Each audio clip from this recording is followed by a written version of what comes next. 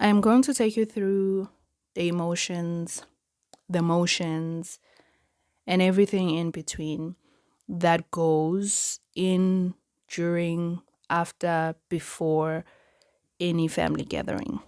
Now, unfortunately, the type of family gathering that I'm going to be talking about here is a funeral, but it was a gathering of sorts nonetheless.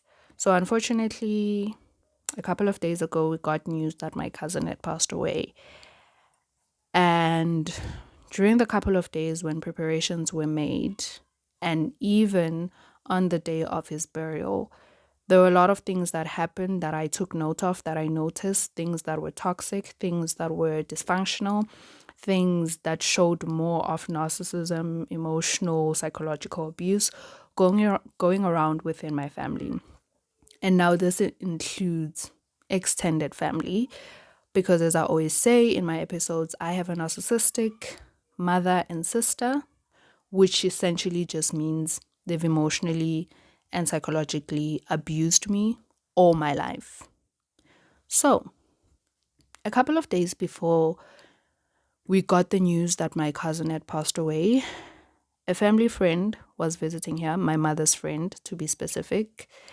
She was visiting her, and I was already noticing something, because once you start learning about narcissism, emotional abuse, psychological abuse, what manipulation really looks like, gaslighting, all these toxic and dysfunctional issues, once you start learning about that and really start to understand it, your eyes really open up and you start to notice it in such a way that certain things could have happened before that you would have disregarded or just didn't think it was a big deal. But once you know all these terms and understand what abuse, even if it's emotional, what it really, really is, you start to notice and really almost see more of it. You almost see more of it because there is more of it. You were never really aware of it, but there was always a lot of abuse going around between you and your family and other people, your family and other members. There was always a lot of that going around, just that now you are aware of it, so now you are seeing more of it. And so because I'm at that stage where I'm seeing more of it and I'm seeing clearly what is happening between all of us, when this family friend was around, what I realized, and this is something that I've heard and read and listened to in podcasts, that you shouldn't take narcissistic abuse or anything that the narcissist or emotional abuser says to you personally, anything they say or do to you personally. Now, in my case, my abuse has never involved physical abuse, so I cannot speak on that. My abuse, the abuse that I suffered from, has always been psychological, emotional, included manipulation, gaslighting, belittling, insults, all of that.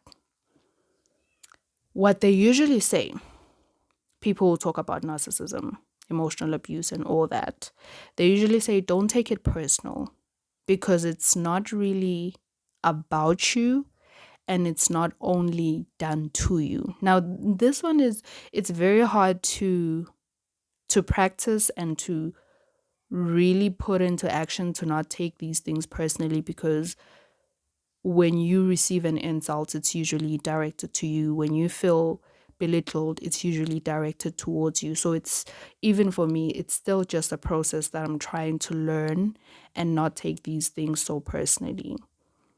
But because of my mother's friend being here at home, it really enforced that belief that I shouldn't take these things personally, because she does it even to other people.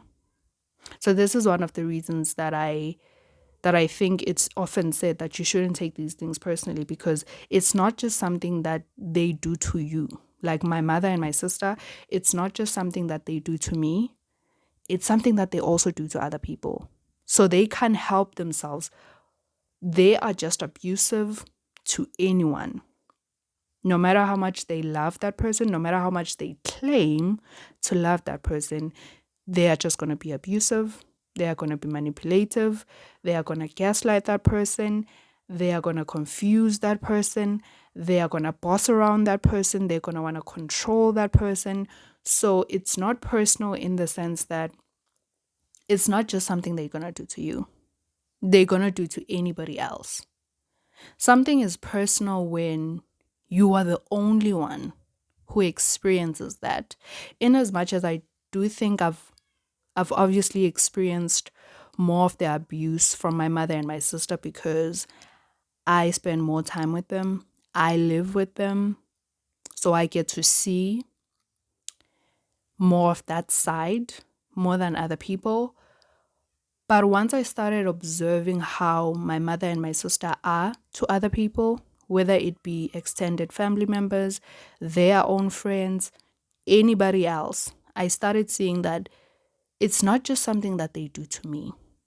Them being bossy, being a bully, being manipulative, gaslighting, it's just something that is within them and they can't help but to be that to anybody. Sometimes they can hide it. They can hide it really well because they can be charming, they can be lovable, they can be likable, sociable. And so sometimes that side of them can hide for a little while, but it's not too long until that side is exposed, even to other people. And so when my mother's friend was around, that's what I noticed, that my mother was actually saying to us just before this lady arrived that she feels like she has found a sister in this woman because my mother and her siblings, they don't get along. They have their own family issues. And so she felt like with this lady, she has found a sister. And then when she arrived and she was here for a couple of days, I realized why my mother is so fond of this woman, why she even regards her as a sister. It's because she's able to control her, manipulate her, boss her around. She's basically her toy.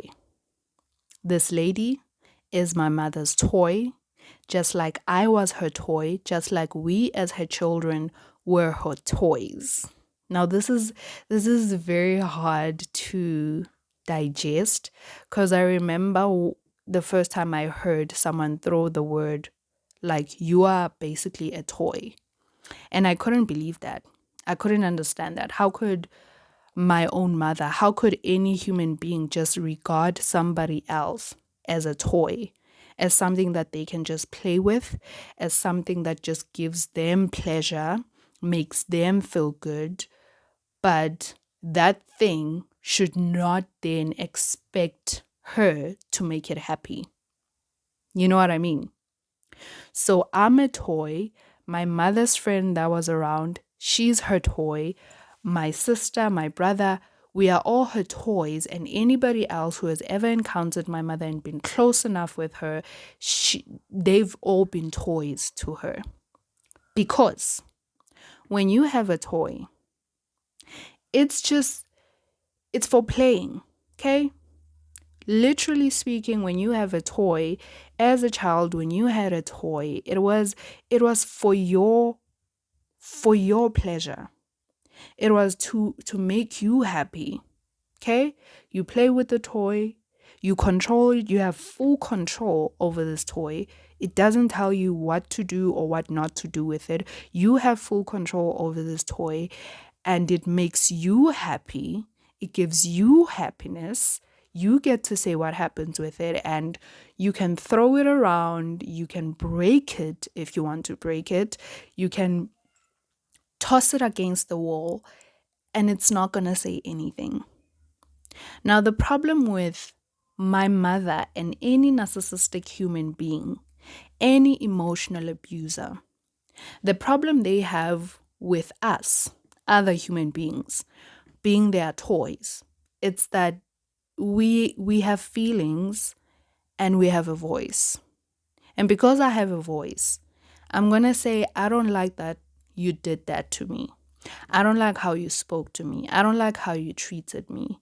Or I would like you to do this. I would like you to do more of this for me. I would also like you to make me happy in as much as I make you happy. I would like you to also think of me in as much as I think of you. I would like you to be considerate of my feelings. Now, this becomes a problem for a narcissistic mother. This becomes a problem for a narcissistic human being because you are just there for their pleasure. Remember, you are their toy. You essentially, you are not supposed to have a voice. You are not supposed to expect them to make you happy. You are not supposed to tell them how they didn't make you happy. Okay? And so what I realized and what was basically enforced to me was understanding that the abuse that I've suffered from my mother, the manipulation, gaslighting, belittling, all of those things, they were not as personal as I thought they were. Because that is just how she treats anybody in her life. She just wants to have full control, be in charge, be the smart one, be the wise one, be the one who's always right, be the one who knows best, and then be the one who never hurts you. Even if, and this is a crazy thing because my mother doesn't even have the guts, doesn't have the backbone to admit when she's made a mistake. Listen, no matter how much of a good person you are, no matter how attentive you are and how mindful you are of other people's feelings, you are bound to hurt somebody. Now, it takes guts, it takes maturity to go up to somebody and say, I didn't realize that I had hurt you in that way. Okay? I'm speaking from a perspective of someone who's healthy, mature, and mindful and considerate of other people's feelings, right? That person will also mistakenly, or maybe even not by mistake, maybe they also just lost control at that time and they hurt somebody else. A mature person would do the right thing, go to that person and admit their mistake. Or if it was not a mistake, admit it, apologize, resolve it, and move forward. Not a narcissistic mother, not my mother, never gonna do that. My mother, even if she hurt you, first of all, most of the time, my mother will hurt you intentionally because that is her way of being in control. That is her way of putting you in your place. That is her way of, I guess, just regaining control in any situation. So most of the time, I do believe in and now look back and I realize that my mother has hurt us intentionally. Here's an example of how my mother would hurt us intentionally. Whenever we would have a conflict, or my sister and I, we would address something that maybe we didn't like, would have that confrontation, would have that argument, which was almost all the time an argument. It wasn't a conversation where we were finding a resolution and we were just all apologizing to one another and just trying to find a way forward. Because my mother could never put herself in our shoes and see how she has hurt us, it will always end up being an argument. And after that argument, she would go back and think for some time. Okay, now this has become a pattern with my mother. Whenever we've had an argument, a discussion, a confrontation, I know for a fact that within a couple of days, she's gonna bring that issue back up. You know why? Because she has thought about it and she has thought about how she wants to retaliate. She has thought about her comeback and now she's gonna bring that issue back up. So whenever my sister and I would try to address something, it would end up being an argument. Okay, then we'd be done with it. A couple of days later, my mother brings the issue back up and now she's got words. She has planned what she wants to say. And those words, they're gonna scar you. Okay? Because now she has been replaying the argument, the discussion that you had, and she has had time to think of comebacks that are gonna sting, comebacks that are gonna hurt you. This is how I know that my mother, in most of the things that she has done, in most of the ways that she has hurt us, especially verbally, my mother is a master verbal abuser. She will come back days later, bring back that issue up, and then use all of the words that she has now thought of, all of the comebacks, the retaliations, and then hurt you and scar you. So most of the time with my mother, she means to hurt you.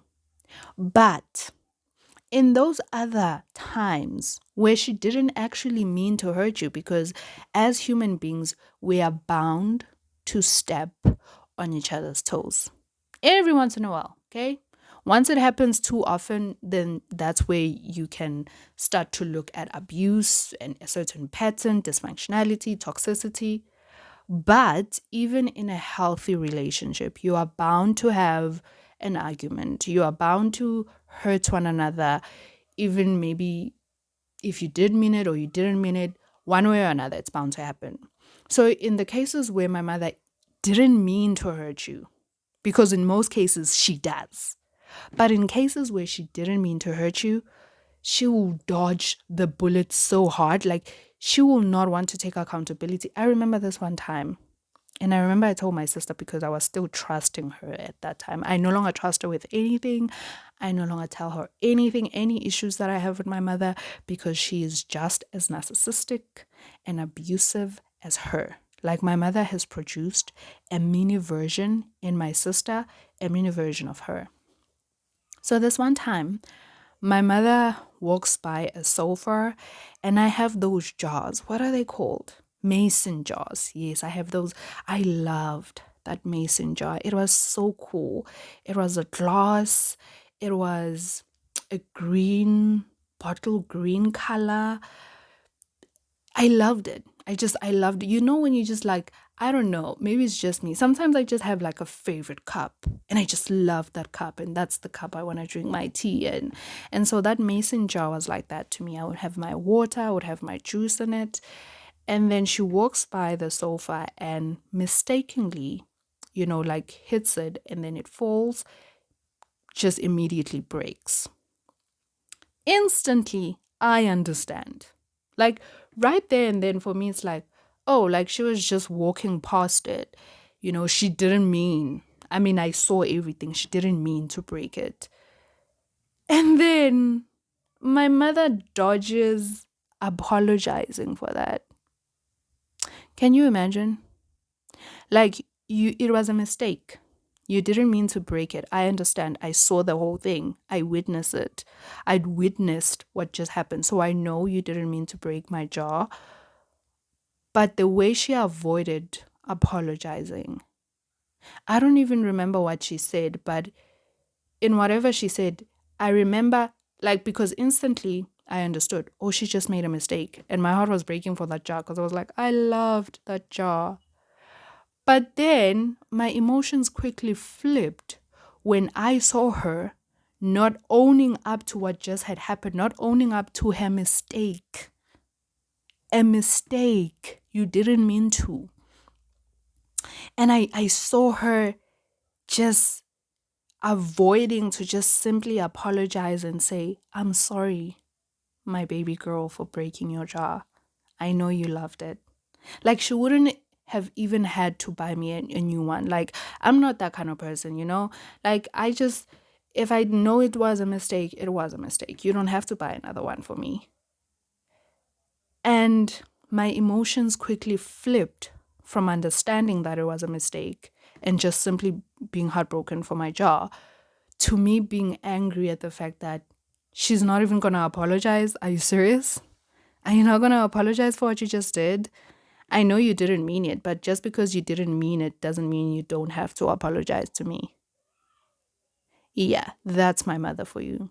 And so when this family friend was around, I quickly noticed that most of the things that my mother has done to me, said to me, the ways she has abused me, manipulated me, gaslighted me, it's not really as personal as I thought it was. Just that it hurts because I get to experience more of it. So this family friend being around, it made me realize that this is just who my mother is, and this is why she's so fond of this woman, because she gets to have another toy that she can just control, manipulate, and abuse.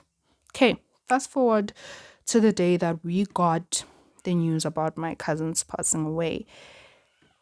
Another set of emotions, another set of motions that I went through, realizing that as soon as we got the news that my cousin had passed away, my mother has a sister and then has a brother. So the brother lives far away, and there's little to no contact with him because he has disappearing acts.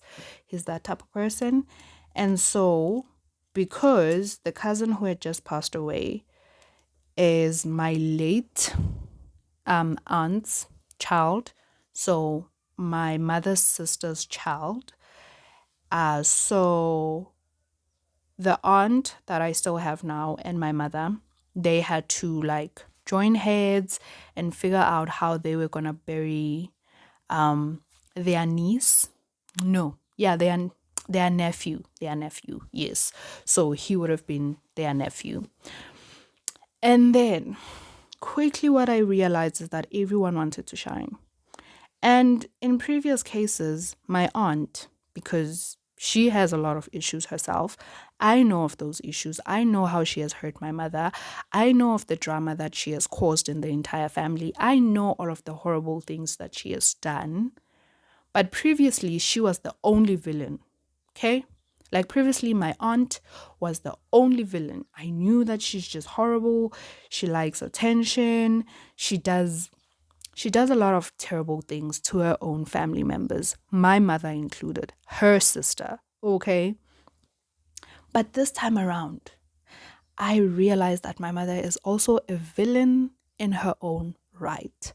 Because what quickly happened between the 3 days before the funeral was that they were joining heads because they also had to contact my cousin's father, that side of the family, just to discuss where he was going to be buried. Is it in his mother's side of the family, which is my mother's side, or his father's side? And quickly, in the 3 days, because it was 3 days before the funeral, all the talks and conversations that were being had, like claiming for funeral covers, how is he going to be buried, where is he going to be buried, what is going to be happening, what is the other side of the family saying, I quickly realized that my mother is a villain in her own right. And she's a villain in the sense that my mother likes to, first of all, is I've already stated, to be in control, to be in charge. She likes to be the wise one. Like anything she says is just, this is the craziest thing. Like my mother likes to act like anything she says is just coming from the fountain of wisdom. Like that is just the brightest idea, and that is the only idea we should go with because she has drunk from the fountain of wisdom. Who are we to question her? And quickly, between those preparations and the conversations that were being had about the funeral, I realized that my mother is also a villain in this matter. And it even made me wonder, and I think this is another episode I also have to record, how my mother was with her own siblings. Because I've always seen my aunt as the villain, and she's still the villain. She's wicked, okay? But now I'm wondering what part, what role, what actions, what behavior did my mother also show towards her own sisters? You know? Because she had other two sisters who have passed away. Now she's only left with this one sister, my aunt, and then the one brother who is far away, my uncle. And during this time of preparation, it was just like a contest of everyone wanting to shine, everyone wanting to enforce their own opinion or whatever that they suggested. Okay? And then in comes my sister, also like in the shining moment. Here's what my mother has taught my sister, and I don't even know how exactly. I think I know, I just don't know how to explain it. But my sister during this whole time was also jumping in with her own opinion, and usually she was on my mother's side, and my aunt was obviously the bad guy, just like also wanting to shine. What my sister will normally do, especially in cases where it includes grown-ups. My sister is in her 20s, so she's not really a kid anymore. I think she is at an age where she can be allowed to have an opinion or suggestion about something, but at the same time, she is still young in terms of just like certain family issues being discussed. I think that's just the stance that I have in terms of just there are certain things that are still meant for grown-ups, even though to some extent you are also now a grown-up. You know what I mean? And so my sister was jumping in, also suggesting her own things. And then she started taking charge of like the phone calls. So there were phone calls made because eventually it was decided that my cousin is going to be buried at his father's side. So that meant we had to like, it was like about 50 kilometers away. So now the preparations had to be made from my mother's side that people are going to be collected, issues of transportation, and then we're going to go that side because he's going to be buried at his father's side. And then my sister quickly took charge of that, and she was the one like making the calls. She started answering my mother's phone. And then fast forward to the day of going there. So we woke up pretty early because we wanted to make it in time for the service. So we woke up pretty early. We have about 50K ahead of us. And there was like some transportation issues, like the transport that was supposed to collect people at different areas. The driver, was no longer answering their call. The connect guy who was organizing the transportation, he was also not reachable. So there was those issues, and my sister was now in charge. Like this is, oh my God, I live with narcissists. I live with narcissists. Sometimes it feels so unreal, but it's moments like those that I remember, like you living with narcissists. So she's taking charge. Now she's making the phone calls. And my sister, she has this thing of being so authoritative. Oof, I don't even know, because I don't think authority is necessarily the problem, or taking charge or even leading in some way is necessarily the problem. It's how you go about it. Okay. It's a matter of approach. So she was doing that. Nothing disrespectful, nothing really inappropriate, but she was doing the most. Let me just put it that way. She was doing the most. She was just like taking charge in a way that annoyed me. Here's why it annoyed me.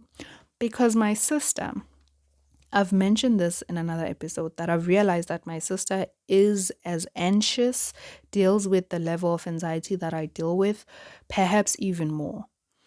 Because in times like, let me make a silly example. One time we wanted to order from a restaurant, okay?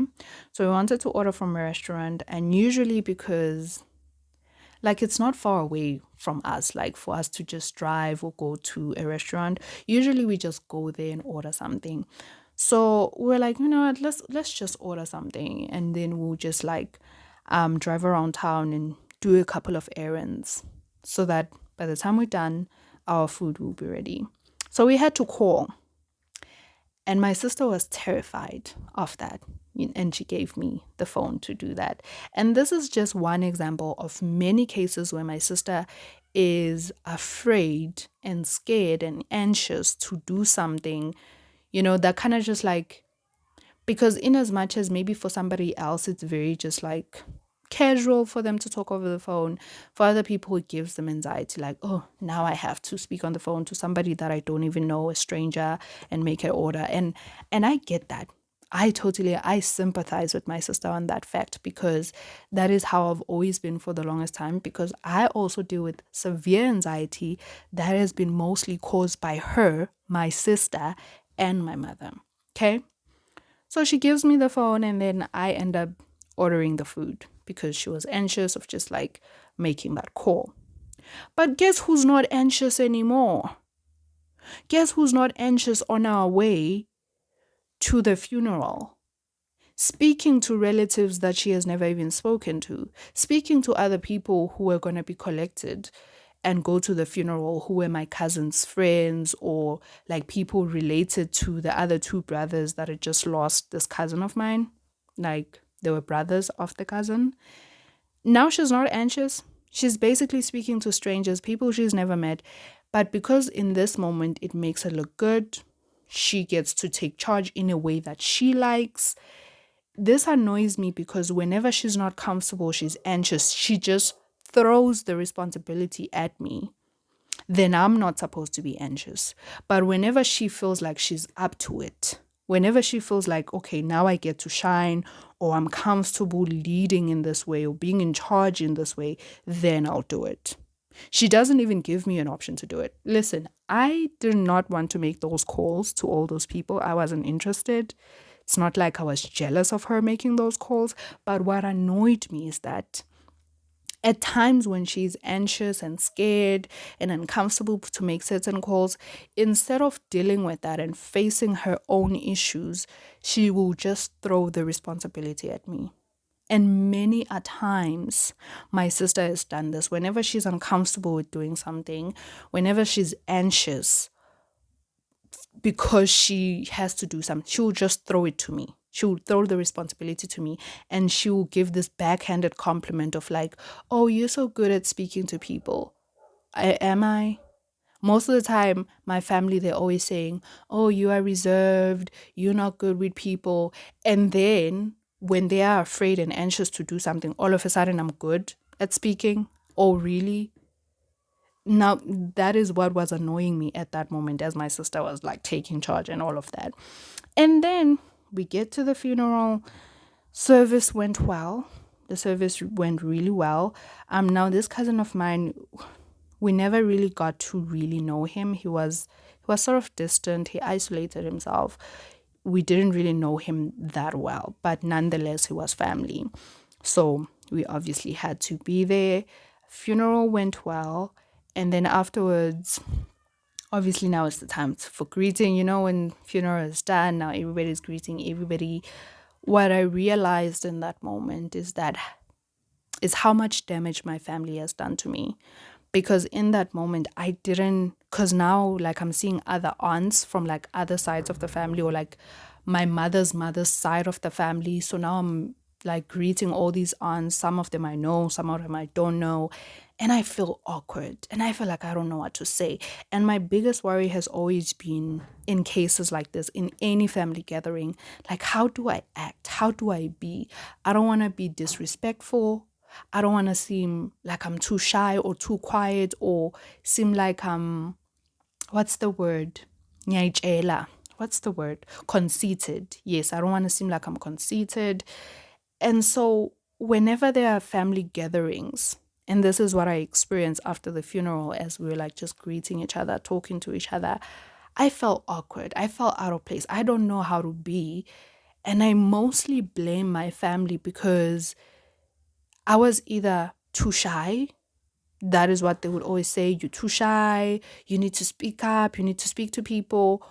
And when I did try to do that, I would feel like maybe I'm disrespecting, especially like when it comes to elders. If you know anything about Black families, like respect is such a big deal. And like, I don't want to end up saying something and being like, I don't want to be too casual with elders, okay? And my sister is too casual. She has been taught by my mother because she was always the entertainer, because my mother always kind of like just like made her the center of attention whenever other aunts or other family members were around, because my sister is funny, because she just gets along with older people. And so my sister is casual with older people, not necessarily disrespectful. I wouldn't say she's disrespectful or that she says anything inappropriate. She doesn't do that, but she is too casual. That is all I say. She is too casual, so much so that I think behind her back, I think some of those aunts, some family members actually don't like that about her. But obviously they wouldn't say that. They all just love her. Like, I know my sister has always been the loved one. She's just funny. She's entertaining. She says whatever she wants to say. Everybody just loves her. And so in that moment, I was just uncomfortable, just trying to not be too quiet, but at the same time trying to not to be too talkative. Because another thing, when I would try to be too talkative and just be casual and sociable, I would feel so out of character because that's not who I am. And so I hate family gatherings because I never know how to be. I don't know who I am within these people. I don't know how I'm supposed to act, because if I'm too quiet, then other family members are going to be asking me, "What's wrong? Why are you so quiet?" But then if I talk too much, I'm worried that maybe I'm going to disrespect somebody, that I'm going to say the wrong things, or that I'm just going to feel uncomfortable, because who I'm being right now, me being this talkative person, being this socialite in this moment, that's not who I am. And that is why I hate family gatherings.